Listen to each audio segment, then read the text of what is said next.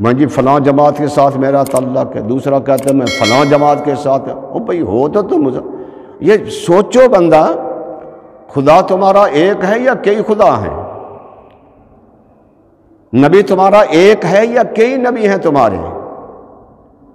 کلمہ تم ایک نبی کا پڑھتے ہو یا کئی نبیوں کا کلمہ پڑھتے ہو؟ قرآن تمہارا ایک ہے یا کوئی کافی قرآن ہے؟ میں سب سے پوچھ رہا ہوں۔ کعبہ تمہارا ایک ہے یا کئی کعبے ہیں تمہارے؟ لیکن افسوس کی بات یہ ہے کہ ہم نے خدا بھی مختلف بنائے ہوئے ہیں۔ جو بھی کوئی جماعت کا لیڈر ہوتا ہے وہ اسی کی پوجا کر رہا ہوتا ہے، کوئی پرواہ نہیں اللہ کے فرمان کی اور کوئی پرواہ نہیں نبی کے فرمان کی، وہ اسی کی پوجا کر اسی کو خدا سمجھے بیٹھا ہوا ہوتا ہے۔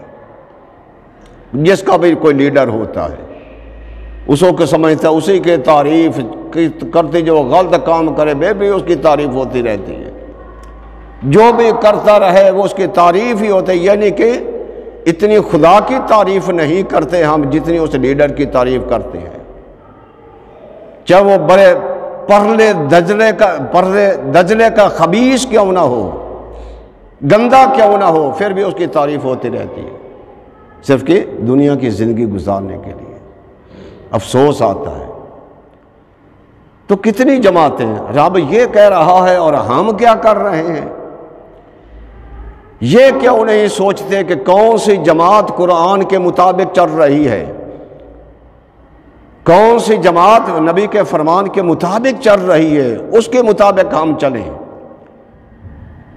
تو رب تو فرما رہا ہے کہ آپ میں تفرقہ بٹ نہ جاؤ، ہم بٹے ہوئے ہیں۔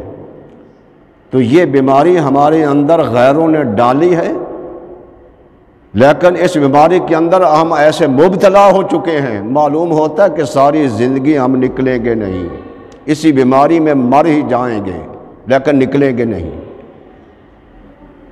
اور کم از کم ہمیں یہ تو پتہ ہونا چاہیے کہ ہمارا دوست کون ہے، ہمارا دشمن کون ہے۔ جو بندہ اپنے دوست اور دشمن کو نہیں پہچانتا اس سے زیادہ کوئی بد دماغ اور بے وقوف نہیں ہوتا۔ خود ہی سوچ لیں،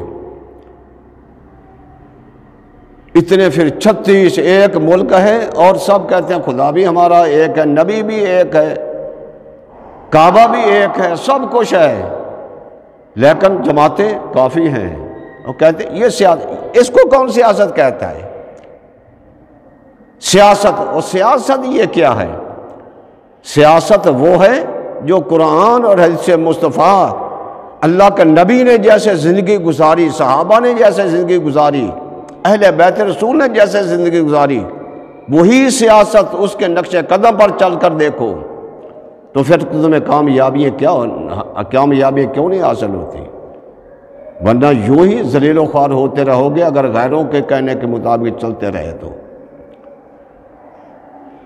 اور پھر اس کے بعد مذاہب کے لحاظ سے دیکھا جائے تو وہ بھی ہمارے اندر تفرقے ہیں، بٹے ہوئے ہیں، علیحدہ علیحدہ جماعتیں۔ کوئی تو کہتا کہ میں اہل حدیث ہوں، اب یہ بھی جماعت آ گئی۔ کوئی کہتا میں دیوبندی ہوں، یہ بھی جماعت آ گئی۔ کوئی کہتا میں اہل تشیع ہوں، شیعہ ہوں، یہ بھی جماعت آ گئی۔ کوئی کہتا میں بریلوی ہوں، یہ بھی جماعت آ گئی۔ اب بتائیں یہ بھی جماعتیں ہیں؟ اب قرآن نے تو نہیں کہا کہ تم ایسا کرو، قرآن نے کہا وَاعْتَصِمُوا بِحَبْلِ اللَّهِ جَمِيعًا، رب اس رسی کو مضبوطی کے ساتھ تھامو، پکڑو، جو قرآن کہہ رہا ہے اس کے مطابق چلو، چھوڑو جماعتوں کو، اللہ کے نبیوں کو مانو، صحابہ کرام کو مانو، اہل بیت رسول کی عزت و احترام کرو اور اللہ کے ولیوں کے غلام بن جاؤ۔ یہ قرآن کہہ رہا ہے، یہ اللہ کی رسی کہہ رہی ہے۔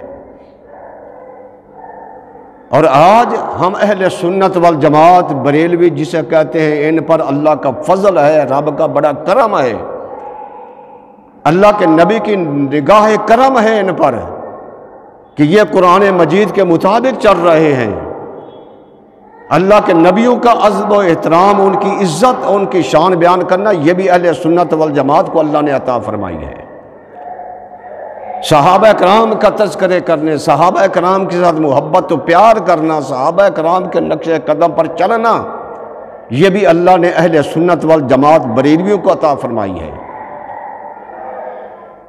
اہل بیت رسول کے ساتھ پیار کرنا، اہل بیت رسول کا ادب و احترام، تعظیم و تکریم کرنی، یہ بھی اللہ نے اہل سنت والجماعت بریلویوں کو عطا فرمائی ہے۔ اور اللہ کے ولیوں کا غلام بن جانا، اللہ کے ولیوں کو تذکرے کرنے، ان کی شانیں بیان کرنا، یہ بھی اللہ نے اہل سنت والجماعت بریلویوں کو عطا فرمائی ہے۔ اور پھر یہ حق پر